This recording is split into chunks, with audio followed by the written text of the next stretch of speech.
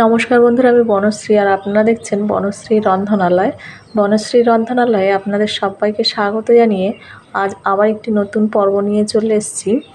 আজ বানাবো আলুর একটা রেসিপি। আলুর পকোড়াও বলতে পারেন, আলুর ফুলুরিও বলতে পারেন।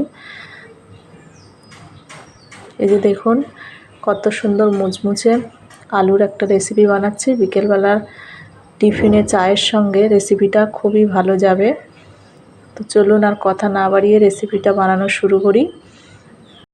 এখানে একটা বড় সাইজের আলু ছুলে আলুটা আমি এরকম 4 ভাগ করে নিয়েছি আমার কাজের সুবিধার জন্য। আর এখানে আমি একটা স্লাইজার নিয়ে নিয়েছি। স্লাইজারের সাহায্যে আলুটা এইভাবে গ্রেট করে নিচ্ছি।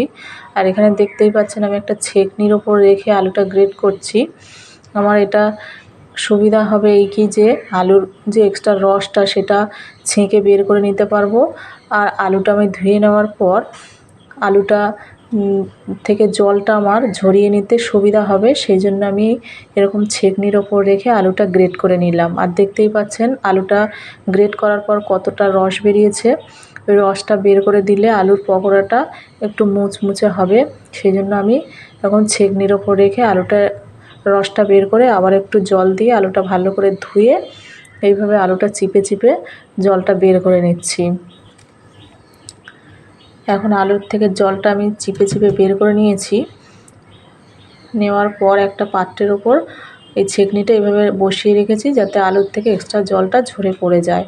আর এখানে আমি দুটো বড় সাইজের পেঁয়াজ, এক মুঠো ধনেপাতা, 4-5টা কাঁচা লঙ্কা, 7-8টা রসুনের কোয়া ভালো করে মিহি করে কুচিয়ে নিয়েছি। সেগুলো একটা পাত্রের মধ্যে এখন আমি দিয়ে দিচ্ছি। আর এই সমস্ত উপকরণগুলো একদম মিহি করে কুচিয়ে নিতে হবে, তাহলেই পকোড়াটা ভালো হবে।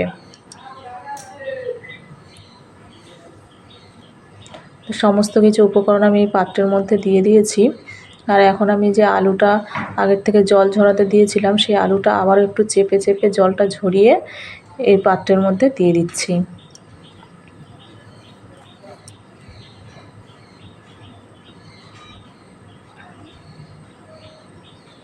আর বিকেলবেলার টিফিনে এরকম স্ন্যাক্স জাতীয় রেসিপি একবার বানিয়ে খেয়ে দেখবেন, আশা করছি ভালো লাগবে।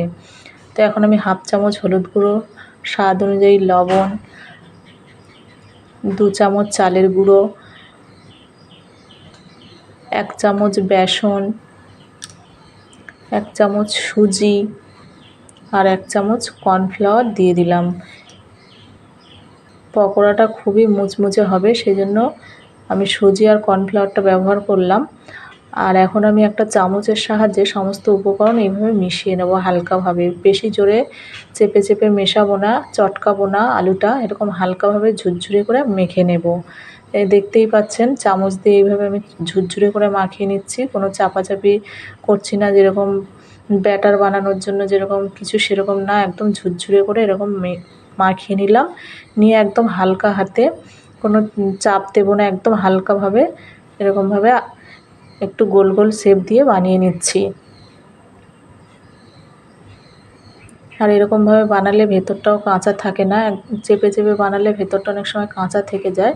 একদম হালকাভাবে বানালে মুচমুচে ভাবটা ভালো হয়।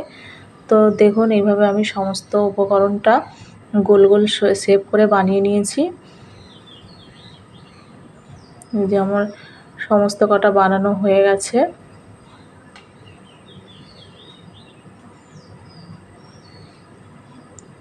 এই যে দেখুন সব কটা এইভাবে বানিয়ে নিয়েছি। এখন আমি আগের থেকে কড়াইয়ের মধ্যে তেল গরম করতে দিয়ে দিয়েছিলাম। তেল গরম হয়ে গেছে ভালো করে।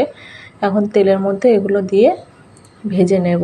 রেসিপিটা লাল লাল করে ভেজে নিলেই রেডি হয়ে যাবে। আর এটা একটু মিডিয়াম ফ্লেমে ভেজে নিতে হবে, যাতে ভেতরটা কাঁচা থেকে না যায় আর ওপরটা পুড়ে না যায়। সেই জন্য একটু মিডিয়াম ফ্লেমে উল্টে পাল্টে লাল লাল করে ভেজে নিতে হবে।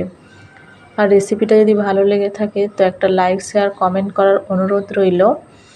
আর যদি কোনো বন্ধু চ্যানেলে নতুন হয়ে থাকেন তো চ্যানেলটা একবার সাবস্ক্রাইব করে দেওয়ার অনুরোধ রইল। আর পাশে থাকা বেল আইকনটিও প্রেস করে দেবেন, যাতে আমার চ্যানেলের এরকম নতুন নতুন রান্নার নোটিফিকেশান সবার আগে আপনাদের কাছে পৌঁছে যায়। সেই জন্য আপনাদের কাছে অনুরোধ রইল চ্যানেলটা সাবস্ক্রাইব করে পাশে থাকা বেল আইকনটি প্রেস করে দেওয়ার।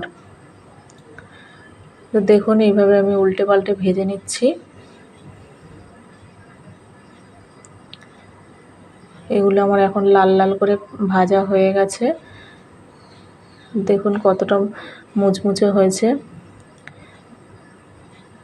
এখন হাতা দিয়ে তুলে নিচ্ছি, সেটা ভেঙে যাচ্ছে না বা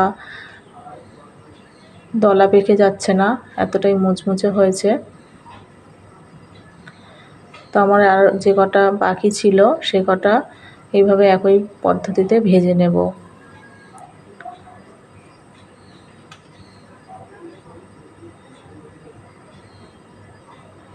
এই যে দেখুন এগুলো লাল লাল করে ভাজা হয়ে গেছে, এগুলো তুলে নেওয়ার পালা। এখন এগুলো তুলে নিচ্ছি।